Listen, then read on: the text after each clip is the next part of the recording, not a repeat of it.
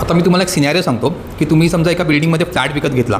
आता त्या बिल्डिंगमध्ये 1 BHKचे जे रेट्स आहेत ते आहेत 60 लाख रुपये, पण फॉर सम रिझन तुम्हाला तो फ्लॅट 40 लाखाला मिळाला. तर आता तुम्ही 40 लाखाला तो फ्लॅट घेतला म्हणजे तुम्हाला 20 लाखाचा डिस्काउंट मिळाला. तर तुम्ही आता त्याचं ॲग्रीमेंट करणार आणि त्याच्यावर स्टॅम्प ड्युटी पे करणार. पण आता ह्याच्यात काय होतं की तुम्हाला 20 लाखाचा डिस्काउंट मिळाला आहे, पण गव्हर्नमेंटला ह्याच्यात लॉस झाला, कारण का जी 60 लाखावर स्टॅम्प ड्युटी येणार होती ती आता फक्त 40 लाखावर येते.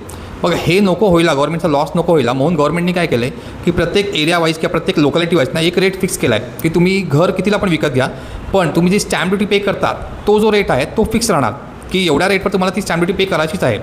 तर ह्या रेटला आपण महाराष्ट्रामध्ये रेडी रेकनर रेट असं म्हणतो. महाराष्ट्राच्या बाहेर याला वेगवेगळी नावं आहेत, स्टेट टू स्टेट ती नावं चेंज होतात. तर हा रेट जो आहे हा कसा इम्पॅक्ट करतो तुम्हाला की समजा तुम्ही 60 लाखाचं घर घेतलं आणि समजा तुमचा 60 लाखाचा फ्लॅट तुम्हाला 40 लाखाला मिळाला, तर गव्हर्नमेंट काय म्हणतं की ठीक आहे तुम्हाला 20 लाख रुपये डिस्काउंट मिळाला, दॅट इज फाईन.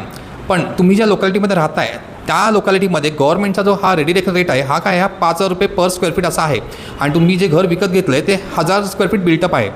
आणि हा जो रेडी रेकनर रेट आहे हा नेहमी बिल्टअपवर अप्लाय होतो, कार्पेटवर अप्लाय होत नाही. तर गव्हर्नमेंटच्या हिशोबाने त्या घराची व्हॅल्यू काय झाली 50 लाख रुपये, 5000 × 1000 स्क्वेअर फीट. तर गव्हर्नमेंट काय म्हणतं की ठीक आहे तुम्हाला 20 लाखाचा डिस्काउंट मिळाला आहे, we have no problem with that. पण गव्हर्नमेंट म्हणतं की तुम्ही जे स्टॅम्प ड्युटी जी पे करता ती मला 50 लाखाच्या हिशोबाने तुम्ही मला पे करा. आणि ऑन द अदर हँड की समजा तुम्ही ते घर 60 लाखाचं आहे आणि तुम्हाला ते घर खूप आवडलं आणि तुम्ही म्हणता की मी 65 लाखाला पण विकत घ्यायला रेडी आहे, तुम्ही ते 65 लॅक्सला विकत घेतलं, त्याचं ॲग्रीमेंट केलं, तर आता गव्हर्नमेंट काय म्हणतं की ठीक आहे तुम्ही स्टॅम्प ड्युटी जी आहे तुम्हाला ती तुम्हाला ॲग्रीमेंट व्हॅल्यूच्या हिशोबाने लागणार, म्हणजे जे जास्ती आहे त्याच्या हिशोबाने गव्हर्नमेंट स्टॅम्प ड्युटी तुमची कॅल्क्युलेट करते. आता आपल्या एक्झाम्पलमध्ये जेव्हा तुमच्या घराचं ॲग्रीमेंट व्हॅल्यू रेडी रेकनर रेटपेक्षा कमी होती तेव्हा गव्हर्नमेंटने त्याला रेडी रेकनर रेटला कन्सिडर केलं.